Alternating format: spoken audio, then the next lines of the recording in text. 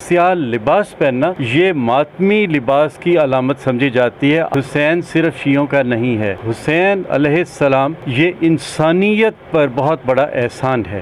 یہ غم تو 1383 سالوں سے جاری ہے کہ حسین کی وجہ سے یاد لا الہ بچا ہوا ہے۔ بھوکے پیاسے 3 دن کے بچے خواتین تازہ کرنے کے لیے، وہ یاد اس کی قائم رکھنے کے لیے کہ شام غریبہ کی مجالس آپ دیکھتے ہیں۔ باقی آپ بھی آئیں، تشریف لے آئیں، شام غریبہ میں آپ شامل ہوں، دیکھیں وہاں پر کیا غلط ہوتا ہے۔ السلام علیکم جی، پاکستان سٹوریز کے ساتھ فیصل علی آپ کی خدمت میں حاضر ہے۔ محرم الحرام کا مہینہ شروع ہو چکا ہے اور محرم الحرام مسلمانوں کے لیے نئے اسلامی سال کی نوید بھی لے کر آتا ہے۔ مسلمانوں نے اپنے نئے سال کا آغاز کر لیا ہے۔ اس وقت میرے ساتھ حیدر شاہ صاحب موجود ہیں۔ حیدر شاہ صاحب کی زندگی بہت ہی مختلف ہے۔ عام طور پر لوگ مختلف چیزیں مختلف رنگوں کی ڈالتے ہیں، لیکن اگر آپ ان کو دیکھیں تو ان کا لباس بھی بلیک ہے، انہوں نے واچ بھی بلیک کلر کی پہن رکھی ہے، ان کا جوتا بھی جو ہے وہ بلیک ہے، اور صرف یہی نہیں بلکہ بلیک کلر کی گاڑی بھی لے رکھی ہے۔ تو بلیک کلر پہننے کی کیا وجہ، کیا اس کی کہانی ہے، کتنے عرصے سے خود کو بلیک کلر میں ڈال رکھا ہے، آئیے ان سے جانتے ہیں۔ سر کیسے ہیں آپ؟ جی اللہ کا بہت کرم ہے، احسان ہے، شکر ہے۔ بہت شکریہ آپ کا کہ آپ نے اپنا قیمتی ٹائم پاکستان سٹوریز کے لیے دیا۔ مجھے یہ بتائیے گا کہ بلیک کلر بہت زیادہ جو ہے آپ پریفر کرتے ہیں، بلیک کلر پہنتے ہیں، بلیک کلر کی گاڑی، بلیک کلر کی واچ، بلیک کلر کے شوز، یہ کیا ماجرا ہے اس کے پیچھے؟ دیکھیں جی، رنگ اس کے مختلف پہلو ہوتے ہیں۔ اگر دستار کے طور پر دیکھا جائے، کالا رنگ متبرک رنگ بھی ہے، غلاف کعبہ کا رنگ بھی کالا ہے، تو بات یہ ہے کہ یہ سیاہ رنگ اور چیز ہے، لیکن سیاہ لباس پہننا یہ ماتمی لباس کی علامت سمجھی جاتی ہے عرب میں بھی اور تھرو آؤٹ۔ چونکہ یہ ایام عزا ہیں، ایام غم ہیں، تو اس نسبت سے، اس مناسبت سے سیاہ لباس زیر تن کیا جاتا ہے کہ ہم سوگ کی کیفیت میں ہیں۔ ہر سال یہ محرم الحرام کے یوم عزا بھی یہاں پر منائے جاتے ہیں، مجالس بھی کی جاتی ہیں، ماتمی جلوس بھی ہوتے ہیں، ماتم بھی کیا جاتا ہے۔ یہ غم کی علامت ہے اور اسی غم کو یہ منایا جاتا ہے۔ سر مجھے یہ بتائیے گا، آپ نے ذکر کیا کہ چونکہ واقعہ کربلا ہم سب مسلمانوں کے لیے ایک مشعل راہ بھی ہے، ہمیں ہماری ہدایت کا ذریعہ بھی ہے، تو یہ جو افسوس ہے، یہ افسوس کیا اہل تشیعوں کا ہے یا باقی تمام تر لوگ بھی اس میں شریک ہیں؟ دیکھیں جی، حسین صرف شیعوں کا نہیں ہے، حسین علیہ السلام یہ انسانیت پر بہت بڑا احسان ہے، یہ سب کے ہیں۔ صرف یہ عزا جو ہے یہ مسلمان نہیں مناتے، مسلمان کے علاوہ یہ عیسائی بھی اس کو مناتے ہیں، اس کو ہندو بھی مناتے ہیں۔ یہ غم انسانیت کا غم ہے، اور جس کے دل میں انسانیت ہے، ہیومینٹی ہے، وہ سب اس غم کو شریک کرتے ہیں۔ سر مجھے یہ بتائیے گا کہ بالکل آپ نے کہا کہ یہ محرم الحرام کا مہینہ ہم سب کے لیے، مسلمانوں کے لیے، بلکہ جو نان مسلمز ہیں، عیسائی ہیں، وہ بھی اس غم میں شریک ہو جاتے ہیں، تو کیا کہیں گے یہ دن صرف 10 دنوں کے لیے ہے محرم الحرام، یا پورا سال محرم الحرام کا جو افسوس ہے وہ کیا جائے، یا صرف 10 دن، کیونکہ پورا مہینہ ہم یہ نہیں دیکھتے، صرف 10 دنوں کے اندر اندر دیکھا جاتا ہے کہ جو افسوس ہے، جو مجالس ہیں، ان کا اہتمام کیا جا رہا ہوتا ہے؟ دیکھیں جی، یہ غم صرف کوئی 10 دنوں کا یا یہ غم کوئی 1 مہینے کا نہیں ہے، یہ غم تو 1383 سالوں سے جاری ہے، اور یہ اسی طرح سے ہے، متواتر چلا آ رہا ہے۔ لیکن جو آپ بات کرتے ہیں محرم الحرام کی، اس میں 10 دن اور 10 راتیں یہ بہت خاص راتیں ہیں۔ پہلی جو آیت ہے، بسم اللہ الرحمن الرحیم، پہلی آیت ہے سورۃ والفجر، فجر کی قسم، اور اس کے بعد اللہ تبارک و تعالیٰ نے 10 راتوں کی قسم کھائی ہے، اور یہ 10 راتیں کون سی ہیں، وہ فجر کون سی ہے، پھر ایک رات کی قسم کھائی ہے۔ مجھے صرف میرا سوال ہے اہل علم سے، آپ مجھے بتائیں کہ وہ 10 راتیں کون سی ہیں، وہ ایک رات کون سی ہے، وہ ایک فجر کون سی ہے؟ میں نے بہت سے علماء کی کتابیں پڑھی ہیں، بہت سے معاملات اس میں دیکھے ہیں، لیکن کوئی جو متفق، ساری آیتیں اسی جو متفق ہوتی ہیں وہ صرف ایک ہی جگہ پر ہوتی ہیں کہ 10 راتوں سے مراد 10 راتیں جو مہینہ ذی الحج کا ہے اس کو بھی کوٹ کیا گیا ہے، لیکن پھر وہ ایک رات نہیں بنتی، پھر وہ ایک دن نہیں بنتا۔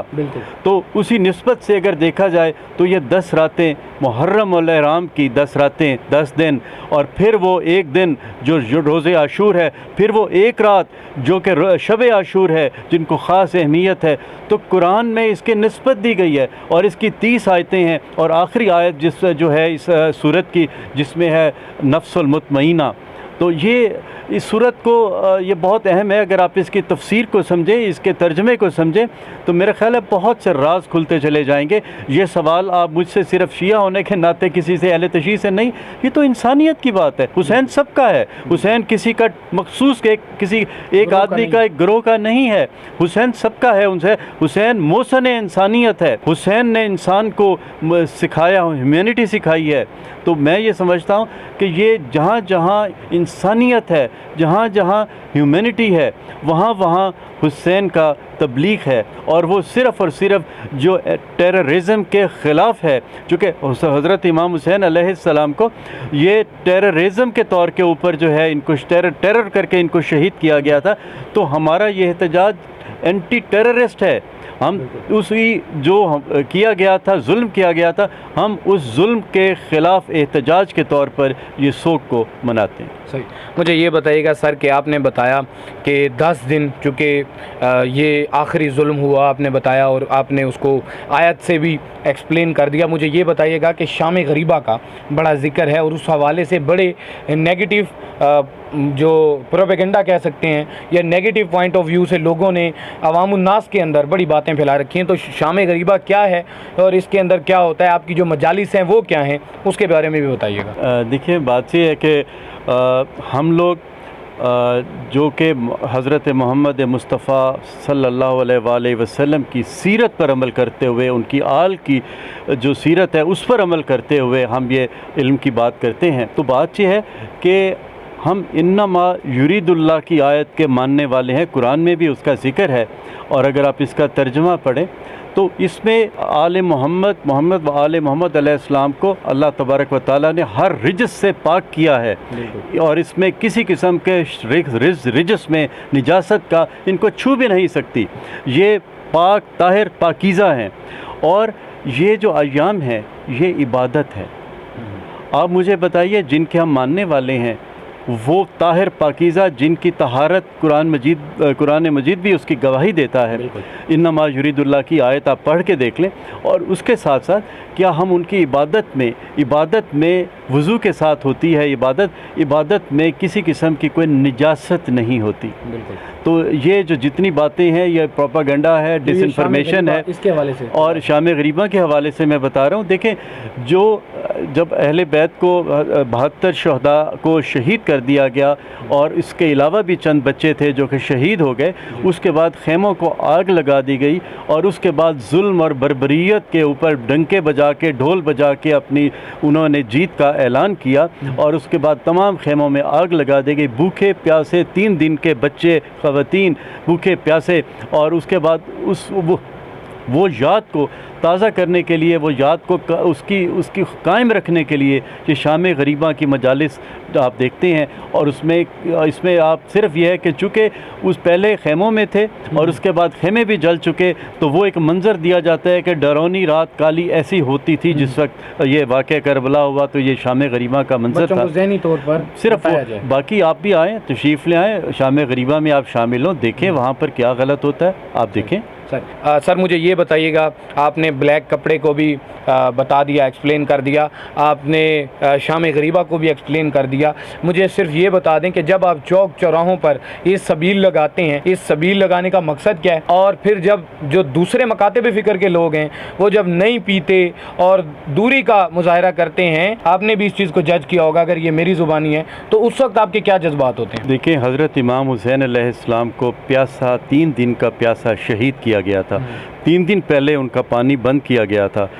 اور یہ ظلم ہے کہ پیاسا کسی کو, بکرے کو بھی اگر آپ ذبح کریں عید کے قربانی کی عید کے اوپر, عید الاضحیٰ کے اوپر, اس کو بھی گھاس کھلایا جاتا ہے, پانی پلایا جاتا ہے, پھر اس کے بعد اس کو ذبح کیا جاتا ہے. تو یہ ایک ظلم تھا جو کہ اینٹی ہیومن بات تھی کہ ایک بھوکے پیاسے کو 3 دن کو اس کو بھوکا پیاسا اذیت کے ساتھ اس کو شہید کیا جائے.